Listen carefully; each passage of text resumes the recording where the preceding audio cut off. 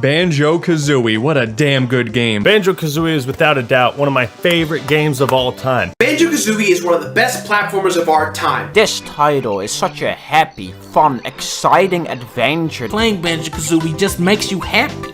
In other words, it's a masterpiece. Well, they could all be lying. I never had an N64, an Xbox, and I guess to some people a childhood, because I've never played Banjo and Kazooie. All I hear about this game is how beloved and amazing it is, but I always have a distrusting feeling that it's just boomers looking at the game through nostalgia glasses. Me though, I have zero attachment to this game. And so you'll know I won't have that little bit of bias there when answering the question, is Banjo and Kazooie a good game by today's standards? We're gonna divide the critique of the game into 4 categories. We got world class, which is where I talk about things that I adored and I think were phenomenal. The upper class, where there's things that I really like about it and I think are solid, but just not amazing. Gets a pass, where I don't mind or, tolerate certain things about a game. And pure ass, where I will throw hands. We're gonna start with world class and work our way down. As soon as you start Banjo and Kazooie, this game punches you in the face with its charm. It's goofy, but not in a corny way like Sora with his big ass shoes. It's energetic and fun and kind of just exemplifies how the rest of the game is going to be like. The charm of the game carries over most notably in 3 ways for me. The characters, the design of the levels, and the music. While the side characters aren't integral to the story itself, they play such a big role in giving life to each level. Like, how can I expect a beach level to be truly complete without a shark constantly talking shit every time I enter the water? It carries its energy with the way the characters talk. What really caught my attention was that even though there was no actual voice acting, they played some gibberish with different pitches and tones. This was fire as hell. Honestly works even better than voice acting, because some voice acting can be hit or miss. Feel the power of my magic! But hearing Booba Shluba Booba the whole time was actually pretty funny, and never really got old for the rest of the game. Don't even get me started on the goat Grunty, who only spoke in rhymes the entire time. Her lines were all unique, and there were so many of them. Props to the intern locked in the basement, churning out rhymes. I don't even know how many I must have missed. But I am gonna deduct a point for trying to rhyme put with butt. Come on, you can do better than that. The design of the levels was absolutely beautiful as well. Oh my gosh, I adored every one of their looks. You got a beach level, and a haunted house level, and a forest level, and of course, the classic oil rig level. All of these we've seen time and time again in video games, but for some reason, it just felt so unique with Banjo and Kazooie.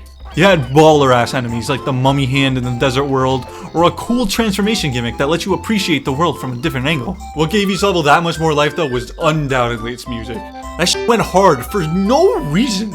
It's not the kind of music I listen to on my own. After re-listening to some of the soundtracks, I take back this statement. Freezeezy Peak goes way too hard to not listen to it. It's more so the type of music that when you listen to it, it sucks you into the world. And when you hear it, sometime in the future, it instantly transports you back to that first moment you heard it. The composer does a phenomenal job of remixing the classic Banjo and Kazooie theme into a perfect representation of the world that it's in. Like, even if you've never played the games before, you can take a look at all these worlds and instantly guess where this theme plays. Might be an obvious one, but damn, they just nail it so well. The use of fast-paced wind instruments and click-clock wood has such a different energy to the slower trombone of Clanker's Cavern, but they still have the same DNA that's so recognizable. The music really makes me feel nostalgic for an era I was barely conscious during. See, fellas, I'm not that old. Banjo's older than me by a whole ass month. And a week. The cherry on top is that every song has a serene, aquatic version that sounds so beautiful, and a contrasting version right outside its actual entrance that hints at the full version. Wow, you can just really see the effort they put into this game. These to me are the blatant parts of the game that I really enjoyed. The most underrated aspect for me though is the new mechanic that Banjo and Kazooie learns in each level. While it does unfortunately stop around midway through, I would always look forward to the way they'd incorporate the new move into a puzzle or challenge. However, it wasn't just this aspect alone that made me love it. It was the fact that I never had to go back to a past level and unlock something with a move that I didn't know before. Oh, I love that shit! There's very little I despise more in video games than having to go back to a spot that I discovered early on, but can't access because I can't fucking double jump yet or whatever. My brain only has so much capacity for shit. How am I supposed to remember a fucking door in World 2 that I can only unlock once I reach World 7? I find it incredibly tedious, and unfortunately most games that have the mechanic of learning new moves make you do this, like in Metroid or Castlevania. These genre of games, which I like to call Castleroids, are one of my least favorite. Banjo, on the other hand, is incredibly based with the decision to not include this aspect. They only do it once in the Snow World, where I couldn't access these shoes just yet, which did disappoint me a little, but overall I praise the devs for letting me enjoy the game that much more.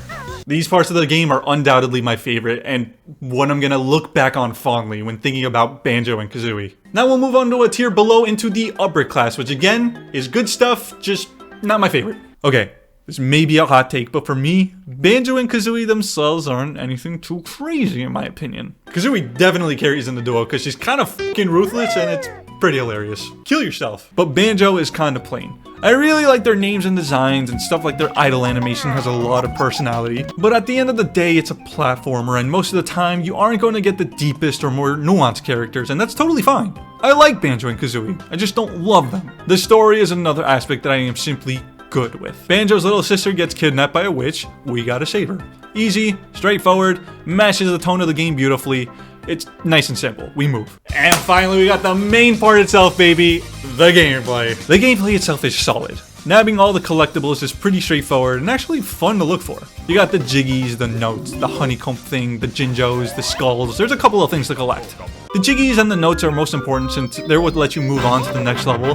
But while there are 100 notes scattered in every level, which are kind of obvious, the 10 jiggies are the hard ones to find. Here's how it usually goes in finding the jiggies. First 3 are pretty easy and in obvious places. The next 2 to 3 actually take some skill or thought to get, making it a bit concerning for how the last ones are going to be. I end up being able to squeeze a few more through some gigabrain deductioning or pure dumb luck. Then the last 1 or 2 I swallow my pride in Google, only to feel like the dumbest human being alive, like gosh, how did I miss this? Keep in mind, I make it a point to try really hard to never Google how to proceed in games. I like figuring stuff out for myself and completing challenges on my own. It makes me feel accomplished. But I also hate spending too much time on one thing. It just feels like I'm wasting time. I get frustrated and it's just not fun. There has to be a fine line between, you know, having a challenge and it being fun to figure out versus just being straight up tedious. Banjo, for the most part, does that well. I mean it in a good way when I say the game is a solid challenge. The brain power I went through to play this game was enough to vaporize 10 babies. I truly haven't felt like that in a while. Sometimes I feel no remorse in Googling, but for the most part I think, damn, I definitely could have solved that if I thought about it more. For example, there was this one level where I very clearly had to press this switch to get this jiggy. I used every move possible in my arsenal to press it, but that motherfucker would simply not move. I was stumped, I had no idea how to proceed, and so in defeat, I googled it. Turns out I had to use the one move that I kind of just forgot about, tried it, and bam, fucking kill me. This took me so fucking long. Other times I feel like it's definitely justified. In the first level of the game, I obtained every single jiggy except for one. I scoured the entire map, both as bear and termite, multiple times wondering what the hell I was supposed to do. Felt like I was being pranked about there actually being one more. In desperation I googled, and turns out I had to ground pound these seemingly uninteractable huts. And it was at this point where I knew this game would beat my ass in the upcoming levels. I am a bit biased since I'm not the biggest fan of platformers in general, but for me, Banjo and Kazooie has definitely skyrocketed in that list. But there is a bit of an asterisk in that gameplay. I don't think I would have enjoyed this game nearly as much if I didn't play on the N64 online version, where you have save states. This might be controversial, but I truly believe this made the game significantly more enjoyable for me to play it this way. I can imagine the risk of failing and having to truly master the game incorporates a level of skill or depth that might otherwise not be appreciated by doing save states. At the same time, this game was made in 1998. What we let slide back then is just left in the dust now. And because I'm looking at this game from today's standard to see if it truly aged well, these qualities just really give it a big detriment, especially with a game like Banjo and Kazooie, where if you fuck up and die, you have to start the level over having to collect all the notes all over again, which there are 100 of. Take Rusty Bucket Bay as an example. This level has water all over, with tight, narrow beams to get from one big platform to the other.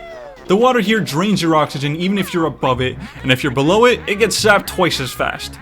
There's a jiggy you have to get underwater with not only a timer going off, but also you have to maneuver around extremely poor water controls. Rather than doing the obstacle course to get to the trigger and then maneuvering around it again to get back out, then go in the water and potentially have to do that all over again if I fucking die, I can just make a save point and make something that's excruciating be fun. There are a bunch of moments like this where it's inevitable you'll die at least a few times a level, and so having to collect 500 notes worth because I fell off a bunch of times would drive me insane. This game really punishes you for dying, and I would definitely deduct points for it, but since I could avoid that a lot of the times because of save states, it really wasn't that bad. Call me less of a gamer or say I didn't enjoy the game fully, I don't care. I know I enjoyed Banjo and Kazooie infinitely more this way than I would have otherwise. Also, keep in mind, 99% of people playing it for the first time now are either playing through the N64 online version, the Xbox version, or another way, which also features suspend points. And so since 2 out of the 3 ways to play it feature suspend points, I definitely think it's a valid way to play the game. Anyway, we've talked about the main positives of Banjo Kazooie at this point, and now we kind of dive into the rougher parts. Right now we're going to enter into the Gets a Pass portion where, like I said, these are parts that aren't bad, they're just things I tolerate, or I can look past. The most blatant part is the graphics. They're nothing crazy to put it nicely, and putting it meanly, it's a little ass. But I don't ever feel like it takes away from the game. I never feel like the graphics make it hard to work with or even look ugly. Well, unless they try humans. I'd still hit human Gruntilda though, not gonna lie. Anyway, the game is also from 1998. What the hell can I expect? Definitely something I can look past. The controls of the game are okay. Banjo is really slow on his own, and there's no sprint button, so you got to rely on Kazooie to run all the time, which is fine, but it just takes a second to load, and sometimes she's too fast, so if you want an in-between option, life just kinda sucks. Overall, it maneuvers fine, and as time goes on, you get even more used to it. It's not bad by any means, and though it's not fluid either, it makes sense, given the time it comes from. So overall, controlling Banjo and Kazooie is fine. On land. Then, we have the overworld. I've thought about this one a lot. For those that haven't played Banjo and Kazooie, there's a big ass lair you have to enter to be able to access all the levels. The levels are hidden throughout various rooms, blocked by both Jiggy and note scores, but also by puzzles.